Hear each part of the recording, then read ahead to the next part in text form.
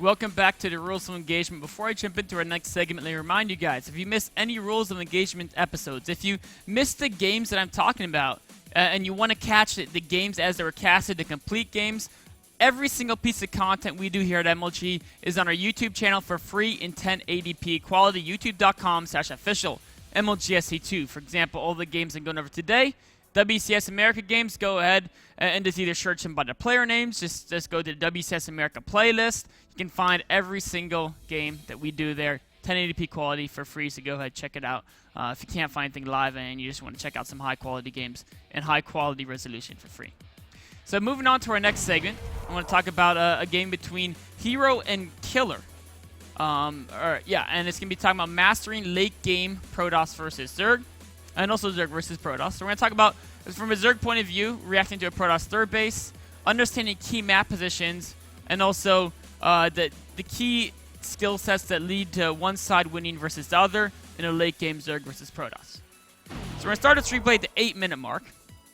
And one thing we're going to notice is from Killer's point of view, right, you really want to know what your Protoss opponent is doing. You want to win and take the third base. So he sees that it's airplay, of course, so he knows it's not going to be super fast third.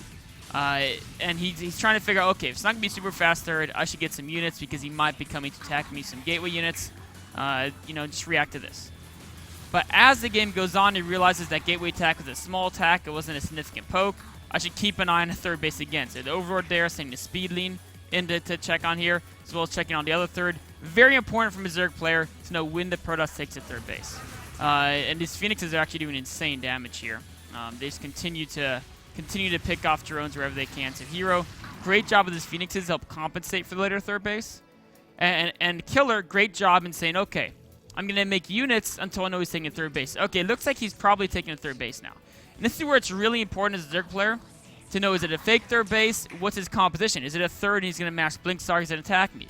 Is he going to be investing in tech? So it's very difficult to scout sometimes against a Phoenix-based opponent, but still just having constant speedings out on the map, trying to sneak a change lead in, and even just seeing what units are on top of the ramp, these can all let you know what the Protoss is up to, right? Just poking at the front here. Okay, he's got Colossus over there. He's still defensive.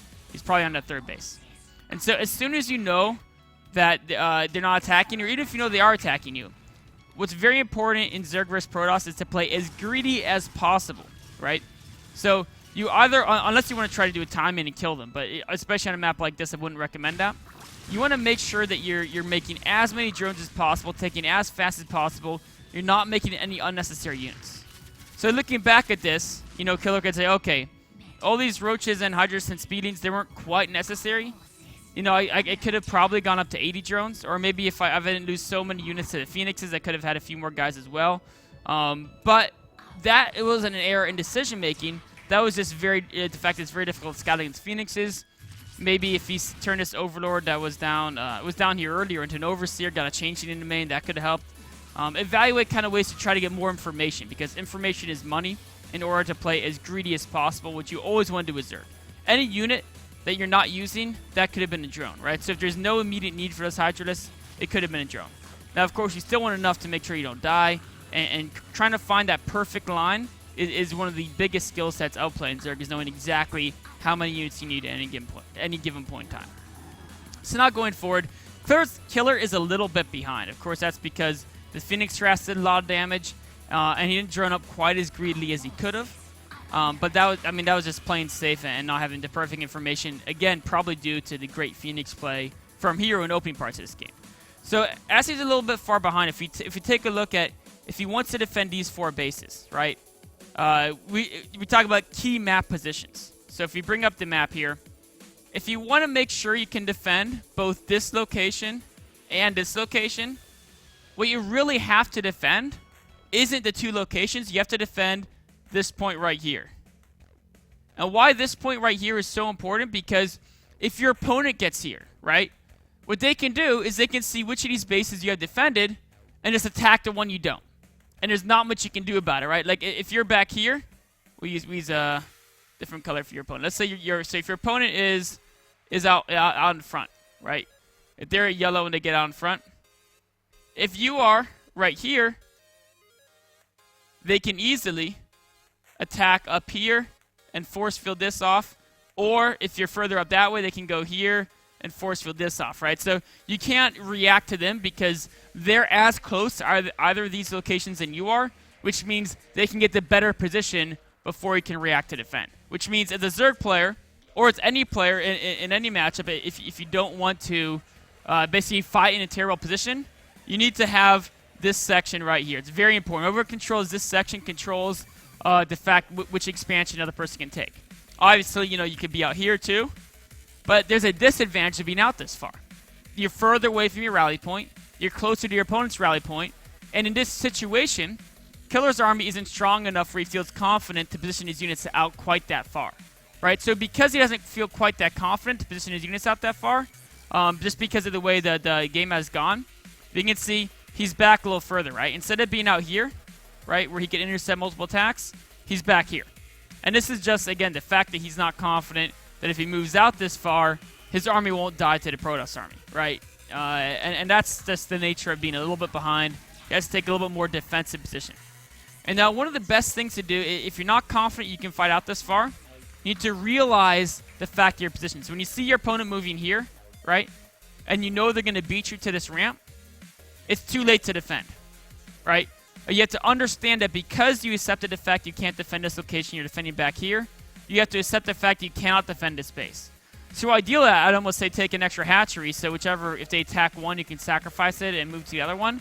And also, just don't even try to defend it, because if you try to defend a location that you know you can't because of the positioning, you're just going to end up being cost inefficient. So right here, that's exactly what Liquid Hero does. Of course, he gets to the ramp first, and then he can just use force fields very easily. And, I mean, he's going to lose to one Colossus, but he's killing so many Hydralisks and Overseers that it's going to be very cost-efficient for him, especially as long as he doesn't miss these force fields. Now, a little bit late in the second wave of force fields. In fact, he misses one by a tiny bit so Locusts get through. But he's still going to get to base, and he's still going to get out without too many losses, even though it wasn't quite as efficient as, of course, he would have liked. And that's just a matter of fact of the positioning that Killer tried to defend a location that he really couldn't. And it worked out better than it probably should have just because of the Locust getting through there and getting a couple extra kills. But now going forward, of course, losing that base wasn't that bad because he didn't have very many drones there. He still has his third base, and it's not like he was massing Roach Hydra where he needs a ton of army. He's been using a lot of Swarm Hosts, which if you have a lot of Swarm Hosts, you don't really need bases because ideally you don't lose any units. So now we're going to get in a situation where it's going to talk about late game Zerg versus Protoss. Because at this point, Killer can actually hold this central zone, where of course he can defend the 4 bases, even taking the 5th at the bottom left. And on the other hand, Hero's doing the same thing, right? He can easily control his central zone here, so he can hold all 4 of his bases. Neither player is quite strong enough to dislodge the other guy from their side of the map. It's going to go to a very late game Zerg vs Protoss. And in late game Zerg vs Protoss will become super important. In Heart of the Swarm, the vast majority of late game Zerg vs Protosses are either decided by one player having a bad late game competition. It's like the Zerg stuck with Master Roach Hydra, they're just going to get slaughtered, right? Or something like that, or it's going to come down to Templar versus Viper control, because both late game armies should have those 2 units, right? The Protoss should always have Templar, the Zerg should always have Vipers. And this Templar versus Viper micro is usually what determines the battle. But that being said, it's not just the Templar versus Vipers, because to make the Vipers work, it's all about the Zerg always having protection for the Vipers, which is sometimes Roaches, but ideally it's a free unit like the Locusts. So the whole point is the fact the Zerg always wants to have Locusts in front of their army, and then with the Locusts in front, or Roaches or something in front, the Vipers can come forward. And I mean, see there's a Locust in front. The Templar were free and open. They could have got fed backs. Unfortunately, both players I think we're looking over here instead. If the Locusts are in front, the Templars can't be in front or they'll die. If the Templars aren't in the front, you can abduct some units. If the Templars are in the front, then Locusts kill them. So from the Zerg point of view, always fight. Utilize your Vipers to get those efficient trades behind the Locusts, and then retreat when there's no Locusts. From the Protoss point of view going forward here, you always want to fight when there aren't Locusts, right? So you see that? When there weren't any Locusts, he moved forward and took a great position. When there are Locusts, right, the Protoss retreats. So if he knows he can kill the Locusts very fast and move forward, he does that. Otherwise, you retreat, because killing Locusts is pointless. Additionally, his Protoss late game going air is often good, especially if you have Storm. So if you're going Sky Toss with Storm, that's usually the competition you want to get to. As you push forward, though, be a little careful about positioning. And again, it's all about the Templar, right? If you lose those Templar, Then when you actually come down to fight the Zerg, you have nothing to deal with the Vipers. You have nothing to deal with the Vipers. You have no way to protect your important tech units. And of course, if they get yoinked forward, they're just going to be destroyed very cost inefficiently. Going forward, though, of course, Hero has enough base, it doesn't matter. He's doing a great job harassing, which is another side point of Protoss versus Zerg. But all it takes is for one player to make a big enough mistake that they can't escape with a lot of their important tech units, and the fight's going to be over. And for Zerg, that's going to mean fighting without Locust in front, and then the Templar basically run all over your army. And for the Protoss, it's going to be fighting against Locusts, where your Templar can't be in the battle, and the Vipers run all over the Protoss army. So as we go forward here, we can see Hero's trying to fight, push in, and take out a spot on the base. But what's he doing? He's always staying off creep. Why is he staying off creep? It's because he knows that on creep, Locusts are faster than Templar. It's very hard to kite against Locusts on creep. Off creep, if he hits an angle where there is no creep, that's where he has advantage against those Locusts, which are the most important unit in his competition. So if he can kill Locusts fast, he can try to push in. Unfortunately, the Spore Crawlers there are going to make it much, much harder, so he's going to back away and kill this creep over on this side. That's where, when the Zerg player had the roaches in front, was able to pick off a few more Tempests yet again. It says back and before the battle where Protoss can use Revelation, Observers, killing creep tumors to try to spot where the Zerg is and fight where the Locusts aren't. Zerg uses creep like we just saw there to get Locusts in on Templar, or to push a Templar back, and then when the Templar are back, the Vipers can come in and get some free kills. But all it takes is one angle where I'll send a Zerg right here. He sends a Locust the wrong direction, and without anything in front, as soon as a Templar can run free here, we can see that all they need to do is get in close, get some storms off on the Corruptors, get feedbacks on the Vipers, right? Even potentially feedbacks on Infestors, and all of a sudden the Protoss gets more and more cost efficient there. We can see that Zerg's all of a sudden down by 30 food. And then Protoss uses their Warpins again, goes in. There's no Locusts. I'm going to go in, I'm going to trade very cost efficiently. There are Locusts, well, at least they're coming up a corner where they clump and I can get good area effect damage, but it still wasn't enough, right? As soon as there's Locusts, he has to back away, and that's when the Vipers come to play. As soon as there aren't Locusts, that's when the Protoss pushes forward. The Zerg overextends from the Locusts. They lose their Brood Lords. They lose too many of their Infestors and Vipers, and that's going to cost them to lose the game here. So those battles are kind of crazy, and it's hard to tell what's going on, but it all comes down to the same thing, the same important concepts in Zerg vs. Protoss. Early on as a Zerg, watch your replays and figure out, could I have been greedier? Could I have gone 10 more drones and not died? If so, how could I have known that I could have been this greedy? What techniques can I improve to make my scouting more effective?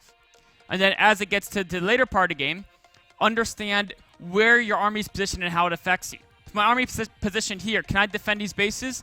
If not, don't even try. Go for a counterattack. Make sure that you have enough of an economy you can afford to sacrifice that base. Always try to understand the impact of the position you control. Okay? Can you make sure your opponent can't take the space? If you're positioned in a way your opponent can't really defend the space, don't let him take it. Go ahead and kill with the speeding run by if his army's cut off from it. There's no reason to let him get away with things like that. We can see that exactly happen when Hero saw Killer took a base that he couldn't defend. He went in there and punished him for it. So always try to understand the implications of your army positioning. And then in the very late game, it's all about Vipers versus Templar. As Zerg, make sure you always have those Locusts in between your important units, the Vipers and the Protoss army. And then as soon as the Templar back up from the Locusts, go ahead and pick off a couple key units, Tempest, Colossi, etc.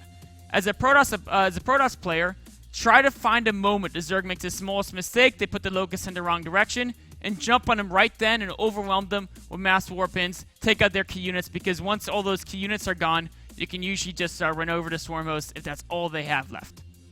This wraps up analysis of our second segment. We'll take a short break and be on to segment number 3.